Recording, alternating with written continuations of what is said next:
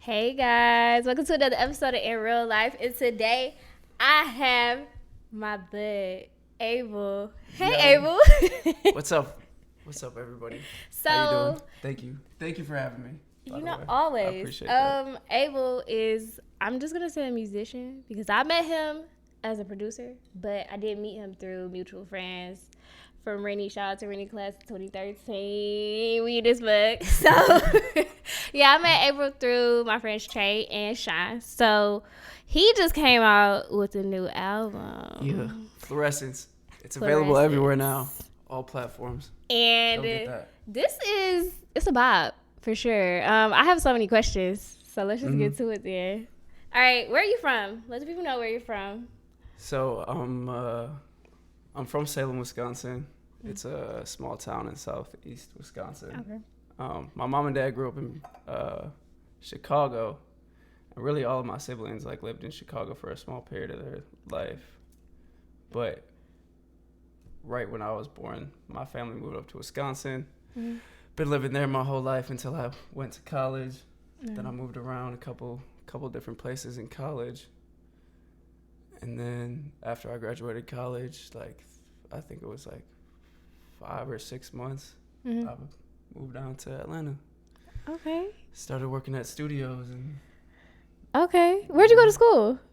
I went to school, high school or Where'd you go to college? I mean, how much time do you have? Name Honestly, one of the colleges. So my freshman year, I went to a school called Fontbonne University. Okay. It's like a Division III school, a small little private school. I actually went there to play basketball. And I was there for a year, ended up transferring again to another school, Monmouth College, my sophomore year. Also went there to play basketball. Really wasn't sure what I wanted to study. Wasn't really making music or anything like that. I just... the plot thickens. Yeah. I really just wanted to play basketball for real or play a sport in college. Mm-hmm.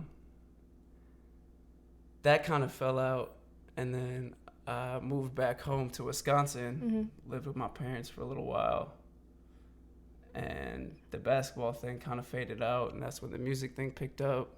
Ended up dropping out for half a year from the school I was going to, UW Parkside in Kenosha, and then I enrolled at MATC in downtown Milwaukee, and that's when I started studying audio production and music and all of that stuff. Mm-hmm. Before that, I had already started making music, a year before that, but my mom kind of was the one who pushed me to... That's cool. We love supportive parents. You need to get a degree. You need to go to school. You need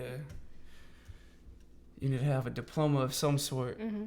So she pushed me to go and get my audio production degree, and after I finished that, I moved down to Atlanta, started interning at studios.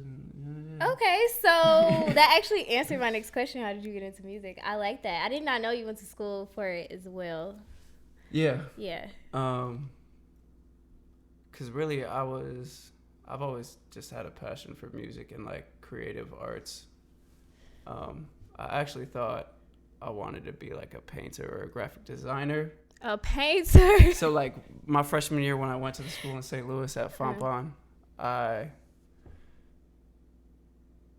enrolled as an art major, and I had a couple classes, and it just wasn't it. I saw one of your drawings, so I know that you can draw. I have a lot of work from high school and stuff like that, but I took a couple classes, and I went and talked to my financial advisor, told him this is not This ain't it. This is not it for me. I need to do something else. So I just started taking general education stuff. Mm-hmm. Really, my main focus was just getting good enough grades to keep playing basketball, which is kind of a crappy mentality. But you're a good one. my sophomore year at Monmouth College is when I really started like recording my own music. I had bought my first microphone that year, and I downloaded GarageBand on my computer and started recording myself. And the more and more I started doing that, the more I wanted to learn how to make beats and learn how to engineer and do all that other stuff.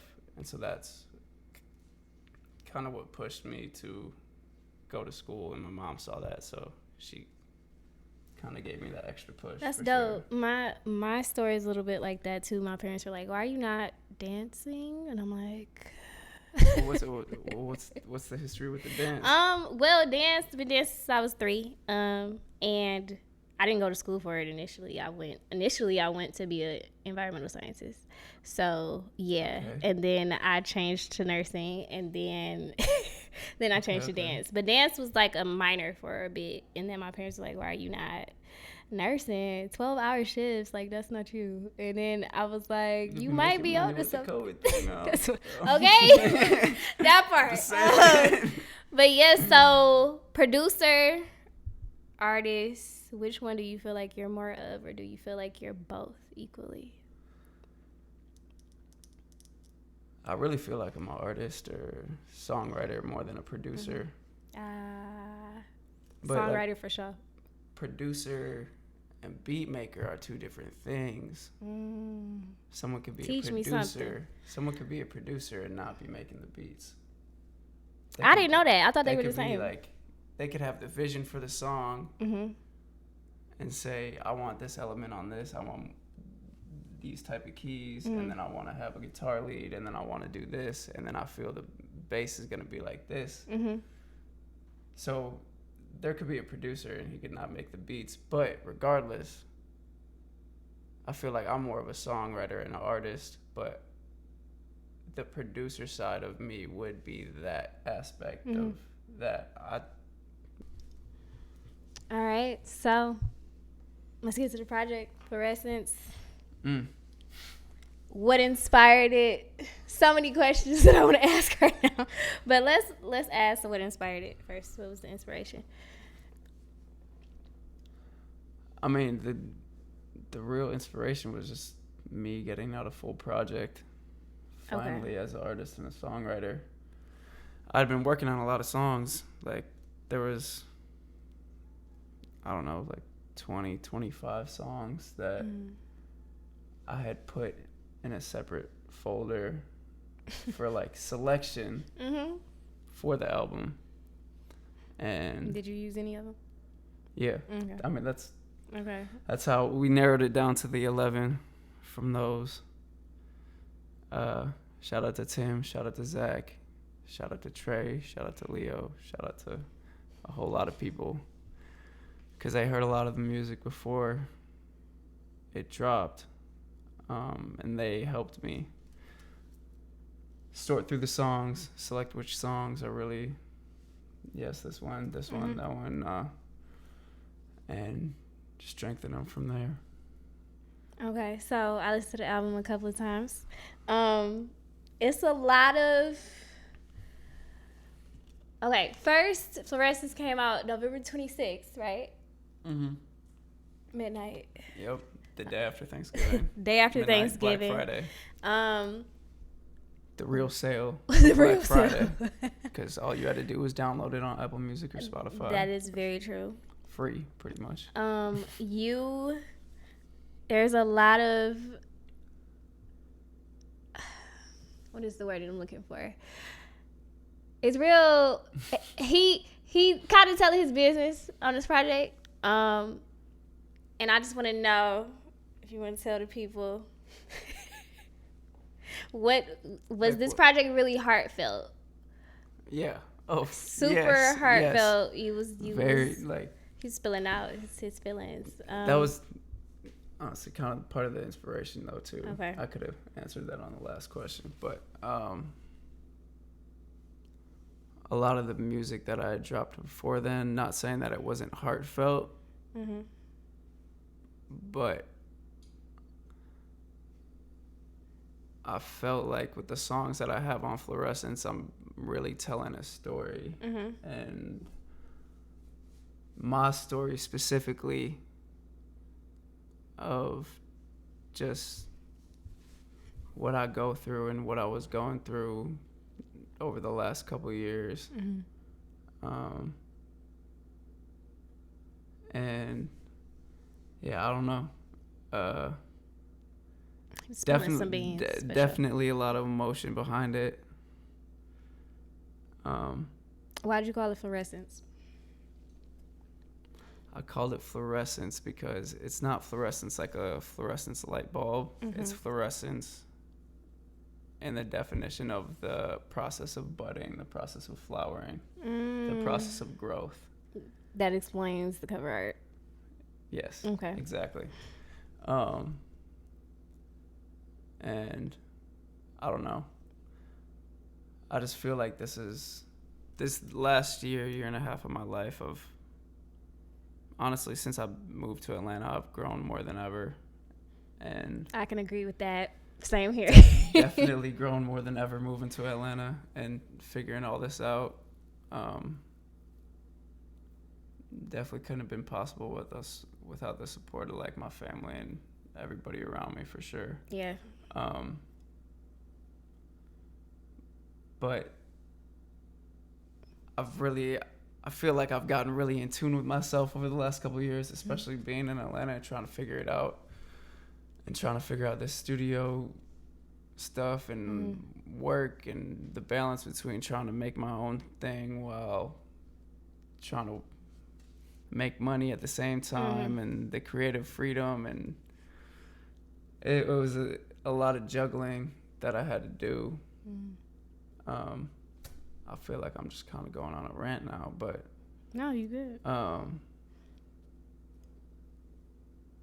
It was a lot of like roller coaster emotions. Like a couple of days I would feel, yeah, I'm it, I'm the one, whatever. I got hits, I got all the music I need. I just need to get it to the right people. And then a couple of days go by and I'm down in the dumps and I want to move home. I don't want to be in Atlanta anymore. I don't want to make music. I just want to go back to working some regular job or figure it out, go back to school for something else. And I tried to capture that as much as I could in the music on the album, but also the cover for Florescence, the whole cover. There's a reason why there's like the great outside and the other side where it's all flowers and vibrant and pretty, because we pretty much got that the same story. story. Right. It's my life as well. I feel like it's a lot of people's lives. Yeah. A lot of people don't recognize how common it is. Yeah. So especially being an artist. That's another reason why I wanted to get this album out too, because that was me being the most vulnerable that I've ever been. Yeah. So. I noticed that. I was like, oh, he's sharing. Yeah. He's sharing his feelings. Okay, sleep. What's going on? Fun fact, the original title for the album was supposed to be Feelings. Oh. Just feelings, just the word feelings. But me being picky and all, indecisive. Are you a perfectionist? I thought that was too broad, so that's why I changed it to Florescence. Creative process. How do you create your music? What usually inspires you? How long does it usually take for you to make a song? Are you one that's like one and done? I'm going in, I'm finishing this one song, or do you like work on a song and then come back to it? That's a loaded question. Oh dang! I don't know. You gotta talk to my lawyer. Not the lawyer. Really, like the biggest thing I feel like that drives me as a songwriter and wanting to make more music is just like the emotion I feel, whether it's from a new experience or something that I've experienced in the past that I'm maybe haven't let go of completely that I want to express. But I feel like that's the biggest thing that makes me want to make music and want to be creative is the emotion I feel and just wanting to express it in a way that's not just talking to someone or not just venting or complaining. Because, I mean... Anybody can do that. Yeah, exactly. Anybody can complain and it's not going to fix anything. But yeah, I don't know. My process, I usually just, find a beat that someone has sent me or something that I've made or a song that I know is relatable to how I'm feeling in that moment. And I usually just try to just go for it. Come up with something. So you listen to songs first and then write, or do you write first and listen to songs? My preferred method is not to listen to anything until I'm like ready to record. Ooh. But obviously there's a lot of times too where I'm going to listen to the beat like earlier in the day or even right before and just vibe and try to catch a melody or something and go from there. But yeah, my preferred method is to not hear the beat at all before I try to record or before I try to record myself or before someone else tries to record me, depending on the situation. But why is that? Just because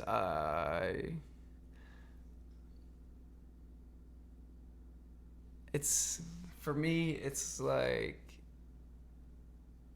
the first time you watch a movie or the first time you go see something like the Grand Canyon or like, not that I'm so-called treating the beat as that so-called experience, but I try to have my mind totally reset so when I do go to record, it's like that's the first time I'm hearing it. That's my first experience of it, and it's going to get the rawest emotion, I can feel that. The most feeling out of it, because that's my first initial feeling from that's valid. What I get from whatever beat I have. That's valid. I like that. So, what's your favorite song? Well, Florescence? Yes. That's another loaded question. I mean, obviously I love them all, or else they wouldn't have been on the album and I wouldn't have released them. But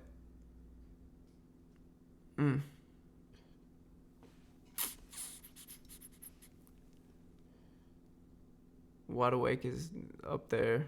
Is it? Okay. Still Got You is definitely top 3 for me, just because that's a very like personal song. I do like Wide Awake too. It's Tango like top is a 3. bop, but I don't know if that's one of my personal favorites. It's not one of your personal favorites. No, Could Be Worse. Could Be Worse is definitely one. I really like that one too. I was gonna say something about that one because I feel that way. Like I've said that, like, you know, when you get down in the dumps. Because really good. It really always could be.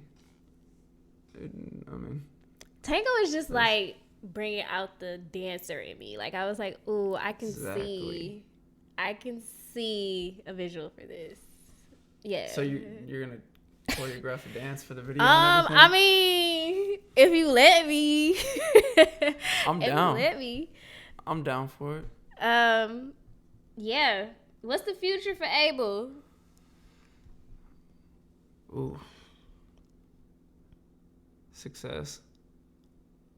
For Abel, the artist. What is like one goal that you want in your career?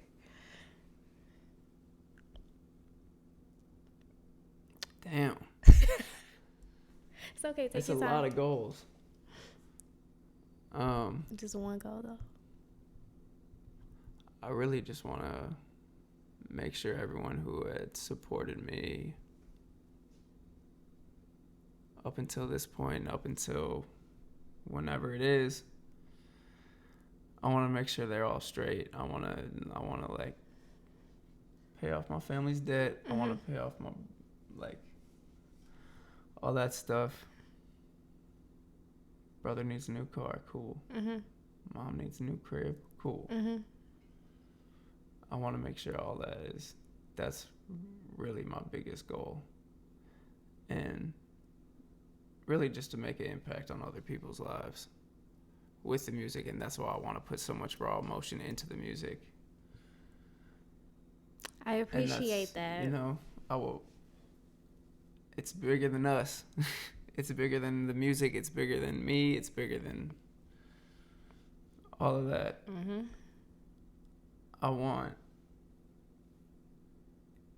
want people to feel the same way I felt when I was listening to my inspirations that got me here, like Mac Miller and like Kid Cudi growing up. And yeah, I don't know. It's just I don't want people to feel like just because it's bad right now, it's going to be bad forever, because it's not. Especially if you have a passion and you have a dream and you have a vision that you want to go for. I like that. I'm honestly inspiring myself saying that right now. That's all I got for you. For real? That's it? Yeah, that's it. What you got to say? You got something to say to the people?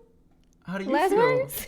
What's been going on with you? You like the album? What's your favorite 3 songs? How about that? Okay. Could Be Worse. The last song, I can't think of the name of it right now. Exhausted.